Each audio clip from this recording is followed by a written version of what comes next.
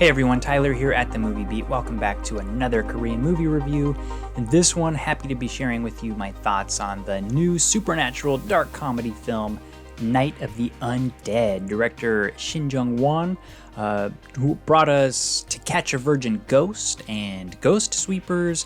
If you've seen any of those, you definitely you know what you're getting into with this one.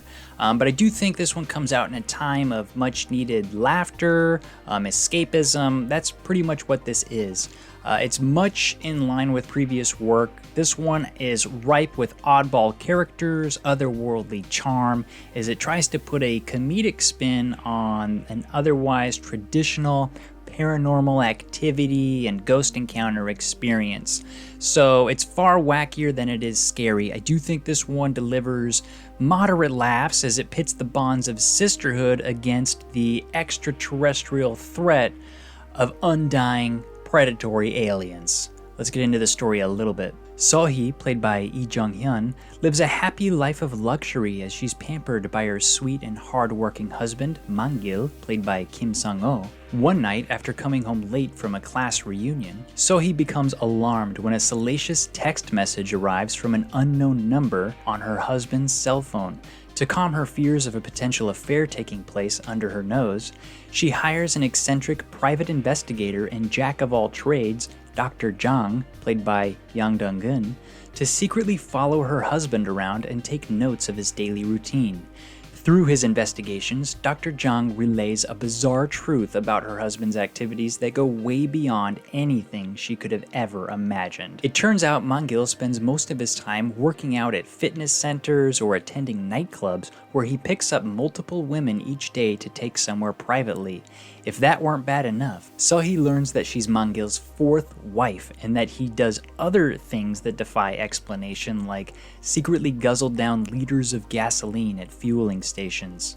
Dr. Jang concludes that Mang-gil must be a member of an alien race called the Unbreakables, and while Seo-hee is shocked, she decides to take matters into her own hands and enact a revenge.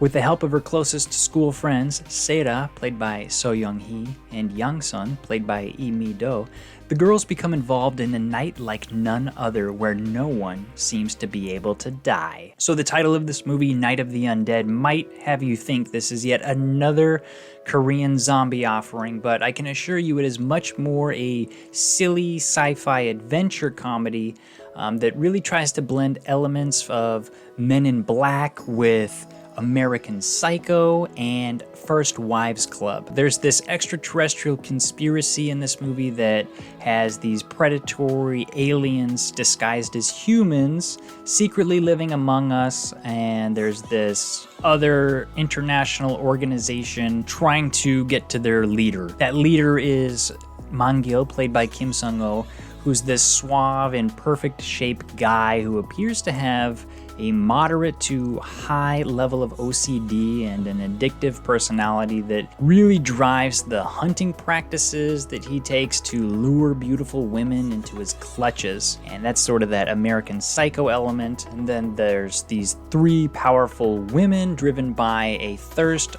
for vengeance. The men in their life, or men in general, that really throw a monkey wrench into everyone's plans, and it makes for some great comedic effect, I must say. And I really do want to applaud the silliness in this movie. There's things like you can see in the trailer where Kim Sung-ho's character takes a big bite out of a butcher's knife and chews it up just randomly. That gas guzzling and just lifting crazy amounts of weights. It's so wacky and out there. It's really my style, and I love that stuff. But I do think the entertaining ensemble cast in Night of the Undead is its best feature. The three leading ladies all bring their own unique style and charm that, when put together, really make for a well-balanced, I would say, trinity of laughs. The leading lady, played by Lee Jung-hyun, who you might have seen in Peninsula, she portrays this sweet and naive housewife named Seo-hee, who's delicate and more reserved, so she really needs that help from her friends if she's gonna see her revenge plan through. And thankfully, her two friends are able to balance that out really well. Seo Young-hee, who you might have seen in The Wrath or Bedeviled, I think, is her best performance. Check that one out. She plays the character Seda, who's older in age because she was held back in school. So she's got that older sister aspect to her. She's also a butcher by trade. She adds the necessary confidence and determination to really see her friend's plan through, and she's got this cold and calculated personality that really seems necessary. But to round them out, actress Lee Mi-do, she plays this bold and boastful, hilarious, really struggling actress that provides, I would say, most of the film's, well, a lot of the film's laughs, because she always kind of finds herself out of the loop or just one step behind. She's playing catch up a lot.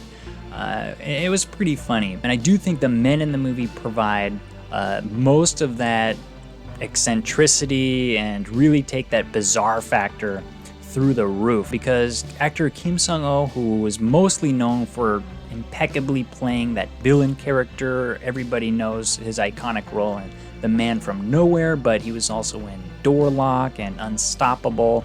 He plays the lead alien Mongil. He's oddly quirky, and he's got this innocent sense of playfulness and childlike wonder as he just loves playing the part of the human, enjoying the experience of that dutiful husband role. But he's also this serial killing playboy on the side. So that crazy character is this really kind of nice anchor to the three leading ladies, that trinity, and it's definitely going to be one of the more unique characters you've seen all year. But actor Yang Dong-geun, who you've seen probably in Days of Wrath, is this unconventional Dr. Jang, or Broccoli as he's known by his lover.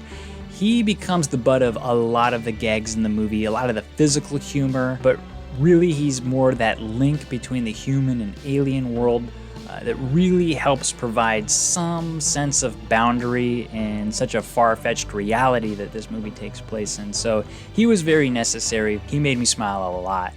But this movie, I think, has at least two really well-developed sequences, particularly one that is very tension-filled. It's this mock birthday party that the girls throw for Mongil at Sohee's home, as well as their encounter with the police after their first attempt to dispose of Mongil. First attempt. Those were really nice, but I do feel like a lot of this movie's humor was just too on the nose and a little bit forced. For example, there's some close-up shots of Sohee cutting through her breakfast sausage, or Seda cutting the intestines at her butcher shop right after the girls are talking about their dissatisfaction with men or potential, affair that's happening. And I just think those kind of shots are a little bit overplayed in today's movies.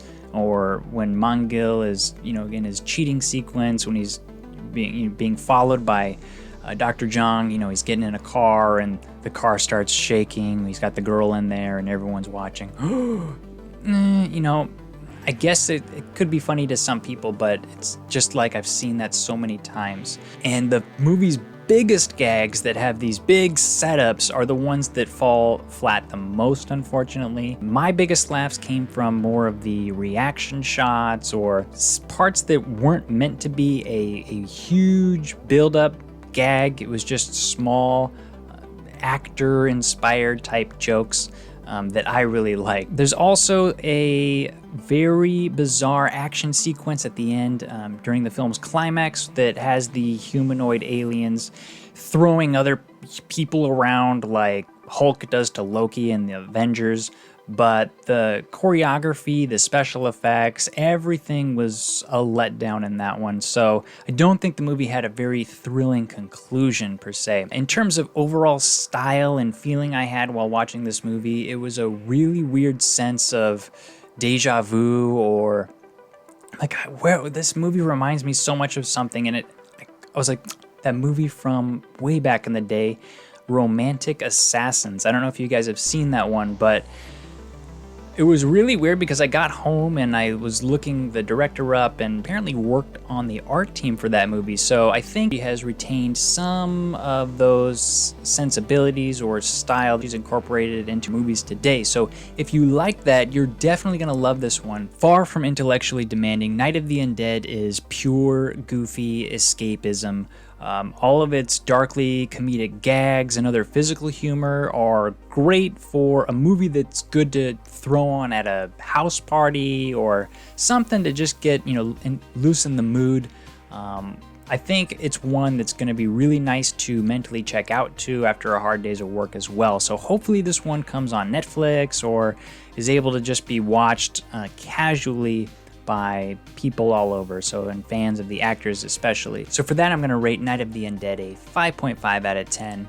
Let me know what you guys think of this movie in the comments below when you do get a chance to see it. So as always, please like and subscribe if you want to see more like this. Until next time, I'm Tyler at The Movie Beat. Keep watching movies.